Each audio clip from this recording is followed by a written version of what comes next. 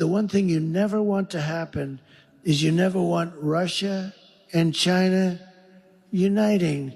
We united them. It's a shame. The stupidity of what they've done. Well, I'm going to have to ununite them, and I think I can do that too. I have to ununite them. The Donald Trump administration is holding talks between the United States and Russia, and he says he wants to end the war in Ukraine.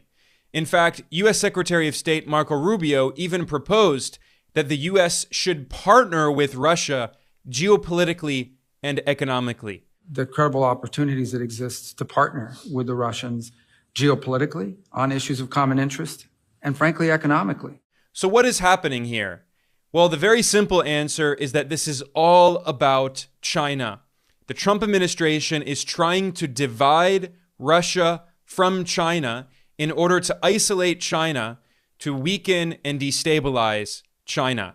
The United States sees China as the number one threat to its dominance. This has been stated very clearly by top officials in the current Trump administration and in the previous Joe Biden administration. That this is the single greatest challenge this nation has ever faced. We have never faced a near-peer adversary that poses such a comprehensive challenge with China as today. I openly warned the American people that from my unique vantage point as an official who saw more intelligence than anyone else, I assessed that China was far and away our top national security threat. China is the only country with both the intent to reshape the international order and, increasingly, the economic, diplomatic, military, and technological power to do it. In fact, Trump himself said he's going to try to divide Russia and China.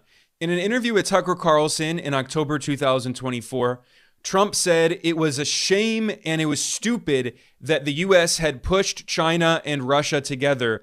And he said he's going to try to ununite them. As I say, we are a nation in decline. We are a nation in very serious decline.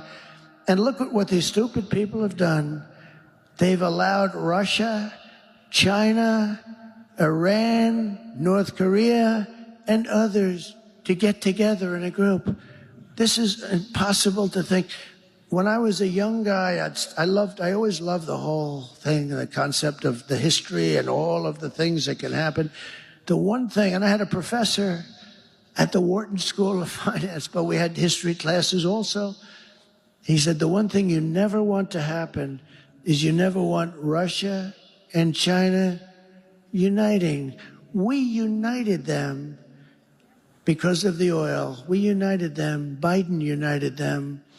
It's a shame. The stupidity of what they've done. Well, I'm going to have to ununite them, and I think I can do that too. I have to ununite them. But early on, I've read, and you've learned, you never want Russia and China, and they're natural enemies because Russia has massive land and China needs it. They're a natural enemy, and we've allowed them to get together. It's such a dangerous thing.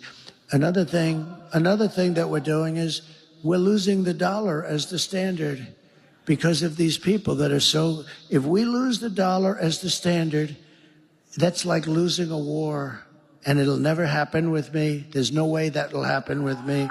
Note how at the end of those comments there, Trump warned about the threat to the dominance of the US dollar.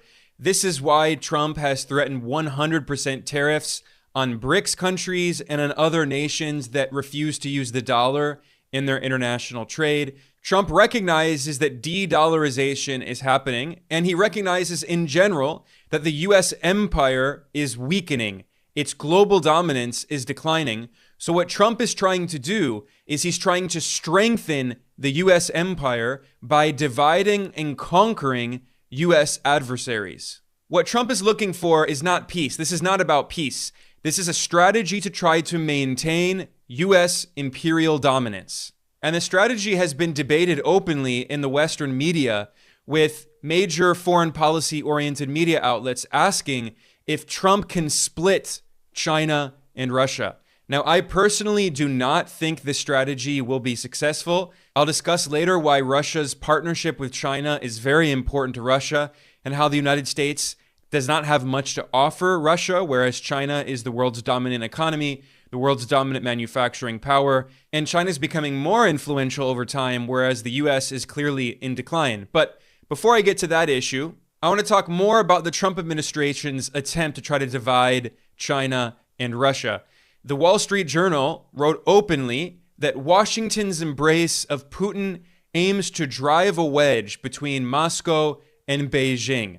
The Western press has referred to this strategy as a reverse Nixon, referring to the former US President Richard Nixon, who is very similar to Trump in many ways. Both are right-wing Republicans who use kind of populist rhetoric.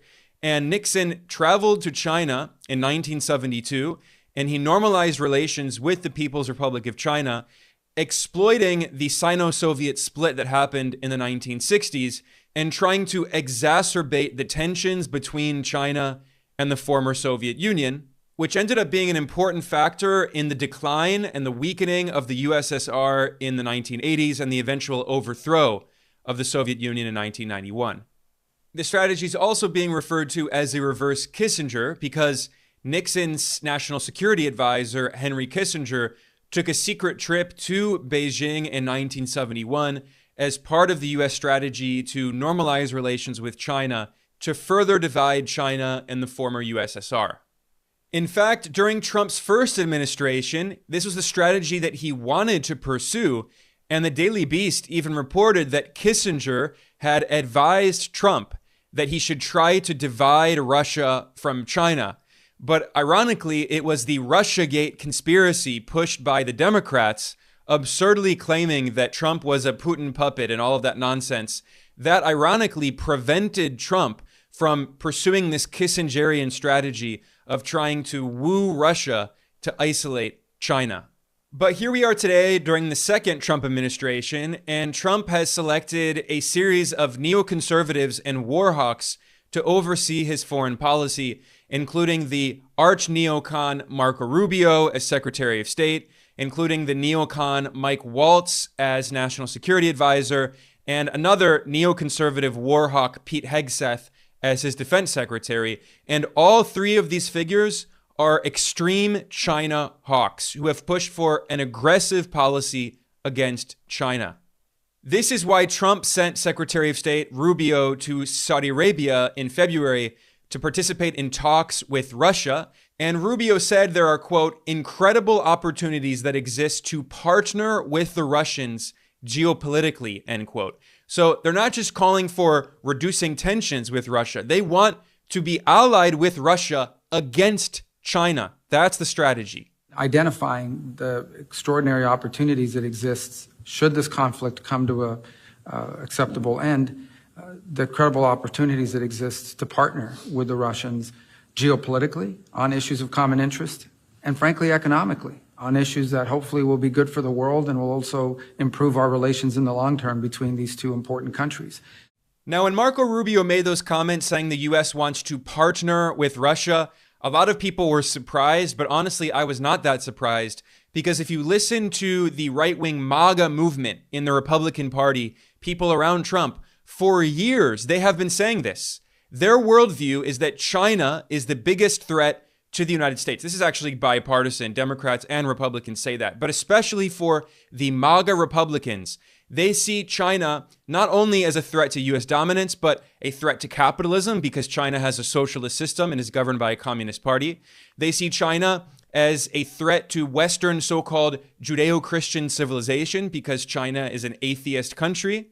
They, of course, have a racist view of China, seeing China as, Asiatic hordes threatening white Westerners. And if you listen to Fox News or any other conservative media outlets, they have been saying this for years. As an example, here are some clips from the show that Tucker Carlson had on Fox News. This was the most popular right-wing news show in the US, and constantly Tucker Carlson, a close ally of Trump, would repeat the same refrain. He said, "We should be allied with Russia against China." Russia is not America's main enemy, obviously. No sane person thinks it is.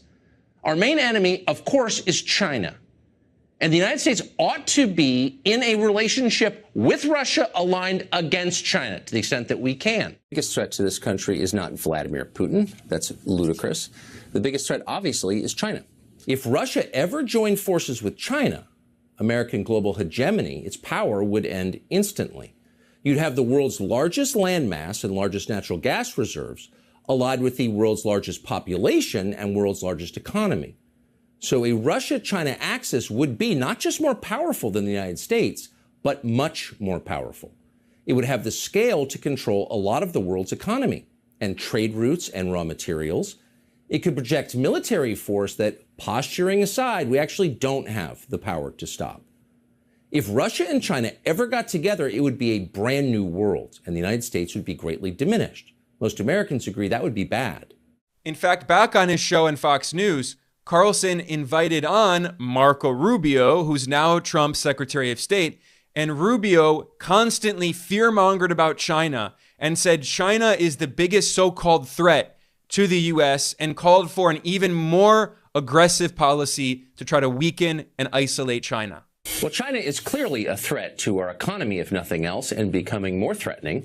What can our Congress do about it? Senator Marco Rubio is a Republican representing the state of Florida, and he joins us tonight. They are also undermining our technological base through something called Made in China 2025, where they intend not just to supply in America, but all countries on Earth and the West, in automobiles and passenger aircraft, in quantum computing and artificial intelligence. They've laid out the entire industries, and they're slowly but surely carrying out this plan. So this is a threat, obviously not simply to our economy, but to our predominance around the world, to our power and to our values. In fact, Marco Rubio made a very revealing comment in 2024 in a Senate hearing in which he fear-mongered about China. This is last year, a few months before he became Secretary of State. And in this hearing, he claimed that China wants the war in Ukraine to continue because he said the more that the U.S. wages this proxy war in Ukraine, the less time and money the U.S. has to focus on trying to weaken China. The Chinese see great benefit in Ukraine as well, because they view it as the more time and money we spend there, the less time and money and focus we have on them. That was such a revealing comment because it shows that the Trump administration doesn't really care about peace in Ukraine. What they want to try to do is focus all of the resources of the U.S. empire on weakening China. And they don't see Russia as a serious threat. In that same Senate hearing in 2024, Rubio noted that China wants to rewrite the rules that the United States wrote to rule the world, and that China sees the U.S. as a declining power. The Chinese, they believe we're in inevitable decline and that their rise is inevitable as well. Like I said, they don't like the rules of the world as they believe were written by America and our allies, and so they increasingly are taking it upon themselves at every opportunity to challenge them. Rubio has been making comments like this for years. These were not new comments. Back in a separate Senate hearing in 2022, Rubio complained that China is trying to replace the United States as the most powerful country on earth. So we often talk about China's plans and intentions behind closed doors, but the fact of the matter is that their ultimate goal and what they're trying to do is really not that big a secret. They seek to displace the United States and to become the world's most dominant economic, industrial, technical, and military and geopolitical power. That's their goal. In that 2022 Senate hearing, Rubio referred to China as the, quote, single greatest challenge this nation has ever faced, end quote. And he claimed that China is much more of a threat than the Soviet Union ever was. The intelligence community, I think at this point, leaders on both sides of the aisle have been pretty clear that this is the single greatest challenge this nation has ever faced. We have never faced a near-peer adversary that poses such a comprehensive challenge the way that China does today. Soviet Union was a military and a geopolitical rival. They were never an industrial, a technical, or commercial rival. China is all of that and more. If you listen to imperial strategists in Washington who are trying to maximize the power of the U.S. empire, the way that they see the situation is that Russia is a declining power. It is not seriously a threat to U.S. dominance, but China is a rising power that is much, much, much more powerful than Russia. To start, China has 1.4 billion people. Russia has around 140 million people. That is, China's population is 10 times larger than Russia's. Economically, China has the world's largest economy when you measure its GDP at purchasing power parity. It represents around 19% of the entire world economy, whereas the United States is less than 15% of the world economy. Now, Russia is a major economy, but it's only about 3.5% of the global economy. That means that China's economy is roughly 6 times larger than Russia's economy. Russia's economy is similar in size to the economy of Indonesia or Brazil. China is at a whole different level. And when it comes to manufacturing production, there is no comparison. China is by far the world's leading manufacturing power. It represents 31% of global manufacturing value added. The US is 16%. Russia is 1.8%. So Russia's manufacturing output is a bit under Mexico's and a bit larger than that of Italy or France. And when it comes to technology, China is also the world's leader. If you read the documents produced by hawkish Western anti-China think tanks, they all warn of China's technological dominance. For instance, the Australian Strategic Policy Institute is a very hawkish anti-China think tank that is backed by the Australian military, funded by the Australian government and by the US government. And they churn out anti-China reports. And in one of their recent reports, they warned that China is leading in 57 out of 64 critical technologies, roughly 90% of the world's critical technologies. And in the past 20 years, China has made enormous progress. Originally, 20 years ago, China was leading in just 3 out of 64 critical technologies. Today, China is leading in 57 out of 64. Their report noted that China now produces more scientific publications. It publishes more scientific articles in academic journals than any other country. It overtook the United States. And engineers and scientists in China apply for more patents than any other country by far. The United States has been in significant decline. And China also proposes a systemic challenge to US-led capitalism because China has a socialist system, whereas the US has a neoliberal capitalist system, which has clearly been in decline with extreme and growing inequality and economic instability and political instability, whereas China continues to grow at 5% per year, and China is making enormous progress in advanced technologies and manufacturing. We've seen this recently with Chinese companies like DeepSeek making massive breakthroughs in artificial intelligence technology. So, Russia today has a capitalist system. It's not the former Soviet Union. They're not trying to challenge US-led capitalism, whereas China is providing an actual alternative. Russia doesn't provide an alternative. China does, which is why the US, and especially oligarchs in Silicon Valley and on Wall Street, they see China as a major threat because China's the only country on earth that actually has alternatives, competitors to big tech corporations in Silicon Valley. If you travel around the world, most of the world uses Google and Facebook and Instagram and YouTube and Gmail. China's the only large country that actually has an alternative. It has its own tech companies that are challenging US monopolies, which is why the US government is trying to ban them. It's why the US is trying to ban TikTok. It tried to ban Huawei and put sanctions and restrictions on Huawei. It is now trying to ban DeepSeek, the Chinese AI company. So this is why the United States sees China as such a big threat to its global dominance. I'm not trying to say that Russia is weak and insignificant. That's not what I'm saying. Russia is a major military power. As we've seen in Ukraine, Russia has essentially defeated NATO.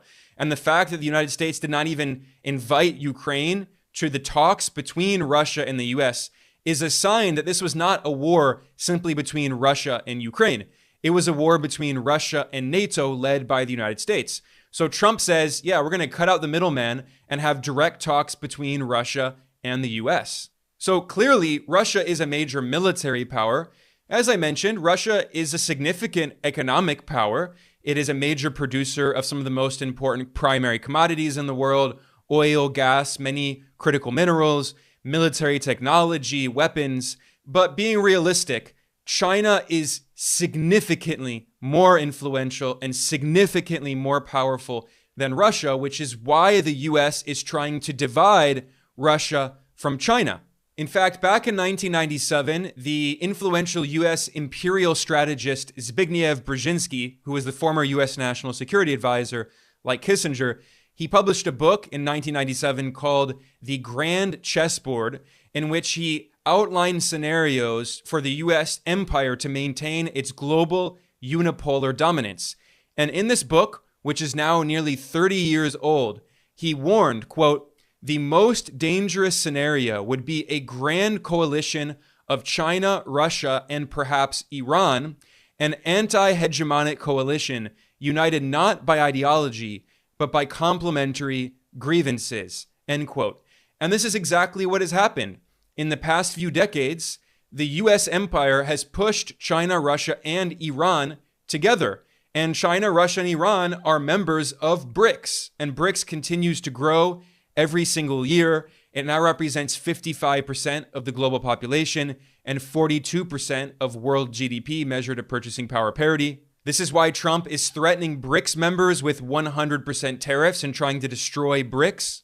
But it's not just BRICS. China, Russia, and Iran are also members of the Shanghai Cooperation Organization, which is focused on security and stability in Eurasia.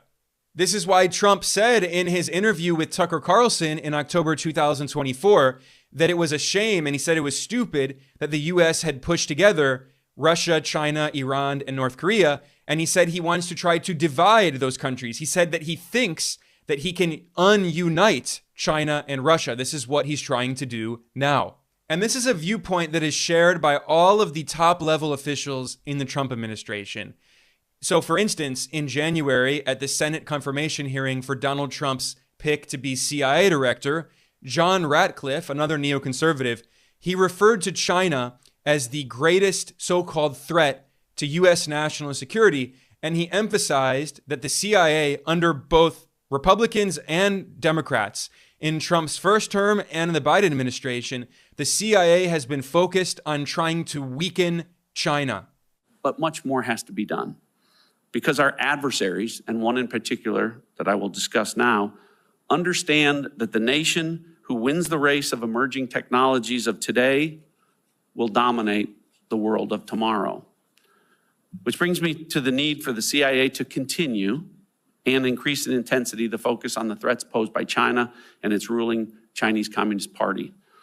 As DNI, I dramatically increased the intelligence community's resources devoted to China.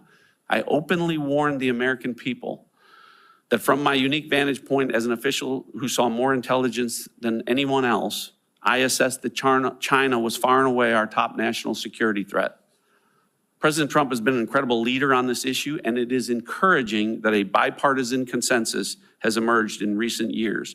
The recent creation of the CIA's China Mission Center is an example of the good work that must continue. In fact, in 2021, the CIA launched a new China Mission Center, which is the only mission center at the CIA that is focused on one specific country. And of course, we all know that the CIA has a long history of organizing and backing coups around the world, and meddling in internal affairs of countries around the world, and trying to destabilize elected foreign governments, which it has done dozens of times. So this CIA Mission Center is dedicated to trying to destabilize China, and it's trying to weaken the Communist Party of China. In fact, the CIA announced this on its own official website back in 2021. In this press release, the CIA director, William Burns, said, quote, "The most important geopolitical threat we face in the 21st century is an increasingly adversarial Chinese government," end quote. Now, of course, that was Joe Biden's CIA director, William Burns. But Trump's CIA director, John Ratcliffe, has exactly the same policy. And in his Senate confirmation hearing in January, he congratulated and praised the William Burns CIA and the Biden administration for the work it did trying to counter and weaken China. And he said that the Trump administration is going to continue this policy. This is completely bipartisan. It's not just the Democrats, it's not just the Republicans. It is all politicians in Washington are focused on trying to weaken China because China is the only country powerful enough to challenge U.S. imperial dominance, the global dominance of the U.S. empire. This was stated very clearly in a speech that Biden's Secretary of State, Antony Blinken, gave in 2022. Even as President Putin's war continues, we will remain focused on the most serious long-term challenge to the international order, and that's posed by the People's Republic of China. China is the only country with both the intent to reshape the international order and, increasingly, the economic, diplomatic, military, and technological power to do it. If you go back to the first Trump administration, the message was exactly the same. This is what Trump's CIA director turned Secretary of State Mike Pompeo said at a historic speech he delivered at the Richard Nixon Library in 2020. He picked the Nixon Library because he was sending a message that it had been a mistake for Nixon to go to China in 1972 and try to normalize relations with China. And in this speech, Mike Pompeo basically said that the U.S. government is going to try to overthrow the Communist Party of China and overthrow its independent government and try to do to China what the U.S. did to the former Soviet Union and Russia in the 1990s.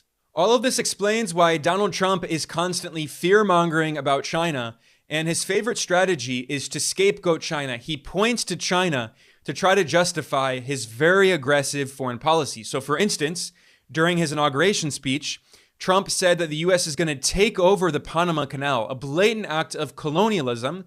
And how did he try to justify this? He claimed falsely that China is supposedly operating the Panama Canal. And above all, China is operating the Panama Canal, and we didn't give it to China. We gave it to Panama, and we're taking it back. Secretary of State Marco Rubio said the exact same thing in an interview that he did with the conservative talk show host Megyn Kelly. She asked him why the Trump administration wants to control the Panama Canal, and he claimed that China is controlling it, which is not true. But again, this is the U.S. strategy. They point to China to try to justify their colonialist policies. And the way that Trump and Marco Rubio see the world is that the U.S. has an imperial sphere of influence, and they need to reassert their imperial control over Latin America, over the Western Hemisphere. That's why they're threatening Greenland. It's why they're threatening the Panama Canal. It's why they're threatening Colombia and Mexico and Canada and other countries in Latin America. This is why they're invoking the colonialist Monroe Doctrine, a 202-year-old colonial doctrine. And when it comes to Europe, the Trump administration's message is basically that Europe is not the U.S. sphere of influence. They're no longer concerned with Europe. And they're telling Europe, Russia is your problem. We don't care. And if you listen to the speech that Trump's vice president, J.D. Vance, gave at the Munich Security Conference, he angered a lot of people in Europe because he criticized Europe. For instance, he criticized Germany for deindustrializing. He didn't mention the role of the United States in deindustrializing Germany. For instance, the destruction of the Nord Stream pipeline, or for instance, the fact that the U.S. has been pressuring Germany to import much more expensive liquefied natural gas from the United States rather than taking pipeline gas, which is cheaper and better for the environment, that was coming previously from Russia. But of course, Nord Stream was blown up. Well, J.D. Vance didn't mention the role of the U.S. in subordinating Europe and preventing Europe from having its own independent foreign policy. But in that same speech at the Munich Security Conference, J.D. Vance criticized Europe for its close relations with China. And he told Europe that they should cut their relations with China. So this shows the very imperialist foreign policy of the Trump administration. Now, J.D. Vance tries to portray himself as a populist and an isolationist, but he is also a China hawk, like everyone else in the Trump administration. They're all vehemently anti-China. In fact, the former chief of staff of Donald Trump's National Security Council during his first term, Alexander Gray, he summarized J.D. Vance's worldview, and he says that Vance supports an aggressive approach toward China and does not want the U.S. to retreat from the world stage altogether. Instead, Trump's former chief of staff of his National Security Council said that J.D. Vance's strategy, quote, is about making hard choices with limited resources and devoting our resources to what is an existential threat with China. J.D. Vance is not abdicating U.S. global leadership. He's not for stepping back from the U.S. being a muscular power on the world stage. And Ukraine's actually a good example of this because Trump obviously does not care at all about the Ukrainian people. It was the United States that pushed Ukraine into this proxy war. But then Trump simply blames Ukraine. He doesn't mention the role of the U.S. in backing a coup in Ukraine in 2014, in pushing Ukraine further and further into this proxy war with Russia. Now, of course, the Trump administration says it was the Biden administration that did that, but they're leading the U.S. government. You can't just ignore what the previous administration did. You are representing the United States, and the U.S. is responsible for this war, but Trump wants to erase all of that history. And what is Trump doing now? He's imposing policies on Ukraine that even mainstream media outlets in the West are referring to as economic colonialism. This is the language being used by the British newspaper The Telegraph, which is a right-wing newspaper, very close to the Conservative Party. They're not in any way a left-wing newspaper, but they're referring to Trump's strategy in Ukraine as economic colonialism. The Telegraph got access to the text of a deal that the Trump administration is trying to impose on Ukraine. Trump is demanding that Ukraine pay the United States $500 billion worth of its resources, despite the fact that, the U.S. gave over $100 billion to Ukraine, which is a lot of money. I'm not denying that at all. The U.S. was fueling this war. Europe was fueling this war, but it's nowhere close to $500 billion. It's over around 100, maybe at the most 200 billion. But Trump wants to be paid back $500 billion. And in order to do that, what does he want? The language of Trump's agreement he's trying to impose on Ukraine is that the U.S. wants, quote, mineral resources, oil and gas resources, ports, other infrastructure, end quote. The U.S. will take 50% of recurring revenues received by Ukraine from extraction of resources and 50% of the financial value of all new licenses issued to third parties for the future monetization of resources. The U.S. will have control over all future licenses and will be given the right of first refusal on the purchase of exportable minerals. The U.S. will acquire near total control over most of Ukraine's commodity and resource economy. I'm reading here from this report in The Telegraph. So Trump is not concerned about peace. He's certainly not against war and empire. He's trying to massively expand the U.S. empire. He says that he wants to expand the territory of the United States. The United States will once again consider itself a growing nation, one that increases our wealth, expands our territory, builds our cities, raises our expectations, and carries our flag into new and beautiful horizons. And we will pursue our manifest destiny into the stars. He wants to colonize Greenland and Gaza and the Panama Canal. He's threatening Canada and Mexico. He is through and through a hardline imperialist. But when it comes to Russia, Trump says, look, Ukraine is not in the U.S. imperial sphere of influence. Ukraine is Europe's problem. We will let Europe deal with Russia. He's saying that the U.S. wants to focus on China, which is why he's trying to, at the very least, improve relations with Russia in order to focus on the new Cold War on China. And it's not just Trump who wants to do this. In fact, right-wing leaders across Europe have been saying the same. So, for instance, in France, the right-wing leader Marine Le Pen has also called for Europe to improve its relations with Russia in order to isolate China. And it's not just Trump, it's not just Marine Le Pen. If you listen to what right-wing leaders in many of these countries are saying, they all say we want to isolate China because they see China as a threat to capitalism, as a threat to white Eurocentric Christian civilization as they see it, because many of these people are white nationalists and they're very racist. And they see China as, an Asiatic atheist threat to the white West. They see the world in this kind of racist civilizational clash, and they think that they have to save Western civilization against Chinese communism. And the strategy they're trying to pursue now is to divide China and Russia. So this brings me to the question that I'll conclude with today, which is that will they be successful? Well, of course, it's impossible to predict, but honestly, I do not think that it's likely in the short term. Now, maybe in the medium to the long term, it all depends on what happens in Russia. Now, while Vladimir Putin remains president, I do not think this strategy will be successful, because when Putin came into power, he originally was brought in by the West, especially by the United States, to replace Boris Yeltsin, who was a US puppet, essentially, but he was very incompetent and he was an alcoholic, and he was not able to accomplish everything that the US wanted. So they brought in Putin because they thought that Putin would be a much more competent manager of Russian affairs, and they thought that Putin would help to integrate Russia into the West. In fact, US President George W. Bush, who invaded Iraq, a war criminal, he famously recalled meeting Putin when the West was trying to woo Russia. They allowed Russia to join the G7. It became the G8. And Bush famously said that when he met Putin, he looked into his eyes and he saw his soul. Can we trust Russia? I'm not going to answer to that. I could ask the very same question. I'll answer the question. I looked the man in the eye. I found it to be very straightforward and trustworthy. We had a very good dialogue. I was able to get a sense of his soul. He's a man deeply committed to his country and the best interests of his country, and that's the beginning of a very constructive relationship. I wouldn't have invited him to my ranch if I didn't trust him.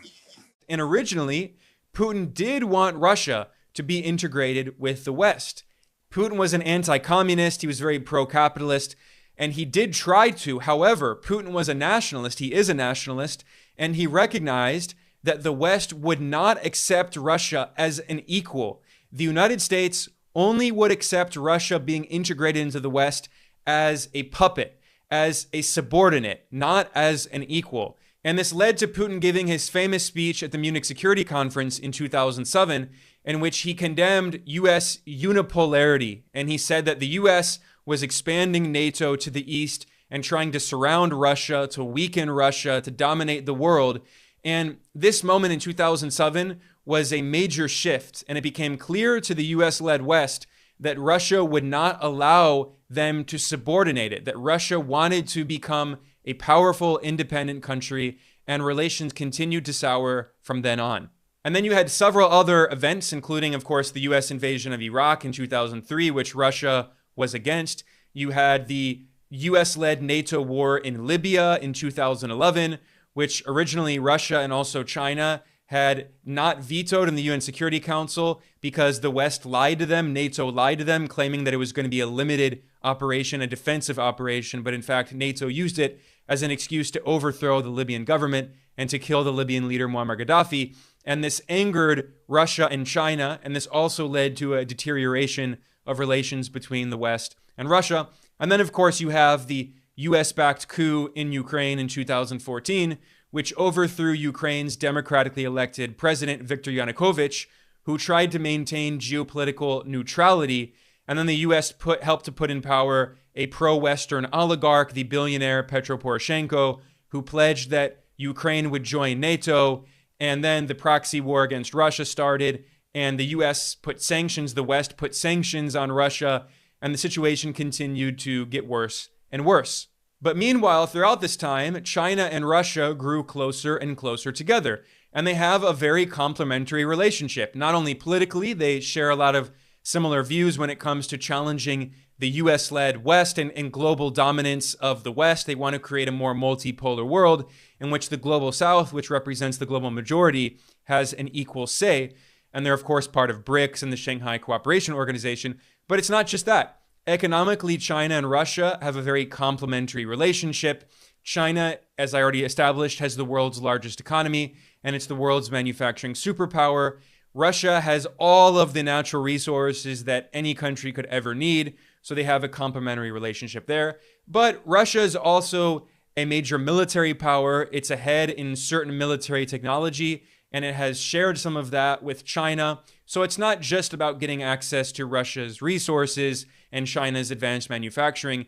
They complement each other in many ways. The United States doesn't really offer Russia that much. What Trump can offer Russia is, one, sanctions relief. And of course, Russia would like the sanctions to be relieved because they've done a lot of damage to the Russian economy. However, they've also made the Russian economy more independent, more self-sufficient, and they have deepened Russia's economic relations with Asia, not only with China, but also with India and Turkey and other countries that are in BRICS, with Iran. So more and more, Russia doesn't need the West economically. It would still like to trade with Europe. It would like to sell oil and gas to Europe. So sanctions relief, of course, would be welcomed in Moscow, but it's not a deal breaker. I mean, that's not why they're not going to cut off their relations with China on behalf of the United States just for sanctions relief. Of course, another thing the Trump administration could offer Russia is security guarantees. And that's something that Russia definitely wants. The whole reason that we're seeing this proxy war in Ukraine is because of the expansion of NATO. Because after the overthrow of the Soviet Union, even before the Soviet Union was overthrown, when the former USSR allowed Germany to be reunified, the West made a deal and told the former USSR that NATO would not expand 1 inch east. They lied. NATO continued to expand, adding more than a dozen new members. NATO continued to move up to Russia's borders, creating military bases on Russia's borders. The Baltic states, which were part of the Soviet Union on Russia's borders, joined NATO.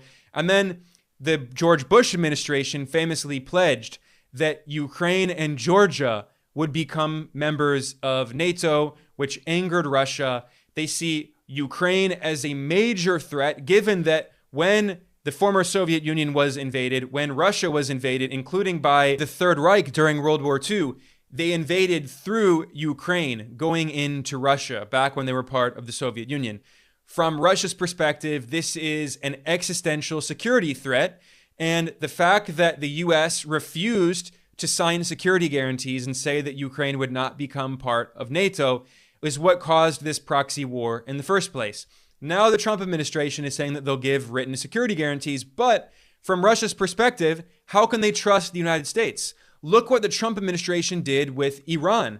The Obama administration signed the Iran nuclear deal. The Iran nuclear deal, officially known as JCPOA, was written into international law, including with the UN Security Council resolution. But then Trump came in, he violated international law, he tore up the JCPOA, and he reimposed sanctions on Iran. So why would Russia accept security guarantees from the US when they know that Trump can leave office and another president can come to power and then completely do a 180 like Trump did with the Iran nuclear deal? Russia has learned the hard way over decades. Putin himself has learned the hard way that the United States cannot be trusted. The West overall cannot be trusted. Look what the United States did to Native Americans, signing agreements with them and then violating every agreement and stealing their land. Look what the US did to former allies like Saddam Hussein in Iraq, who had been an ally of the US against Iran during the Iran-Iraq War, when the US gave Saddam Hussein weapons to fight against Iran. And then, of course, later, the US invades Iraq 2 times. There are so many examples throughout history of the US betraying people and governments and countries that it makes agreements with. So Russia knows that the US cannot be trusted. Now, I will be clear here. There are some people in the Russian government, I don't think Putin himself, but there are people around in the Russian government who are attracted by this offer of trying to have this grand bargain of making some kind of alliance with the US and Europe, especially if some of the right-wing and far-right parties in Europe can come to power. I've heard from that even from some people in China who warn that in the Russian government, not Putin himself, but there are people who are very suspicious of China and more sympathetic to the West. However, as long as Putin remains president, in the short term, in the near future, I do not think this strategy will be successful. I could be wrong, but I think that there are so many incentives for Russia to continue with its deep partnership with China and with BRICS, and the United States simply does not have a lot that it can offer Russia, whereas Russia and China have a lot in common. But of course, we will see how things ultimately turn out. I don't like to make predictions. I try to focus on helping people to understand what's happening in the world today, not predicting what's going to happen 5 or 10 years in the future. And we're living in a time with so many changes happening in the world. It's a time of great uncertainty, so I'm definitely not going to try to make big predictions. But what I can tell you is that what the Trump administration is doing is not motivated by peace. It's not motivated by an opposition to empire. What they're trying to do is trying to save the U.S. empire, to try to preserve U.S. dominance by dividing and conquering, by dividing their main adversaries, by trying to do what the Nixon administration did in the 1970s in reverse, trying to divide Russia and China, to try to bring Russia over back into the West in order to try to eventually destabilize China, which is the only country powerful enough to actually challenge the global dominance of the U.S. empire, which in the unipolar era in the 90s was a global dictatorship. The U.S. empire was an authoritarian regime globally. No country on earth could challenge the dominance of the United States. Any country that tried to challenge the U.S. was invaded. Sanctions were imposed on them. They faced a color revolution, a CIA-backed coup. That was the unipolar order. And that unipolar world has ended. We're now in a multipolar world. But what the Trump administration is trying to do is trying to divide that multipolar world, trying to reimpose its imperial sphere of influence, and it's trying to focus on weakening China. And basically, if I have to summarize U.S. foreign policy, you're not going to understand all of the intricacies and all of the complexities, but you can understand 90% of U.S. foreign policy if you understand that almost everything is about trying to weaken China, period. That is the number one and number two and number three and number four and number five goal of U.S. foreign policy. It is to weaken and destabilize China, and that's true regardless of who the U.S. president is. On that note, I'm going to conclude. I am Ben Norton, the editor-in-chief of Geopolitical Economy Report. Please like and subscribe. Please share this. I will be back soon. Thanks for joining me today.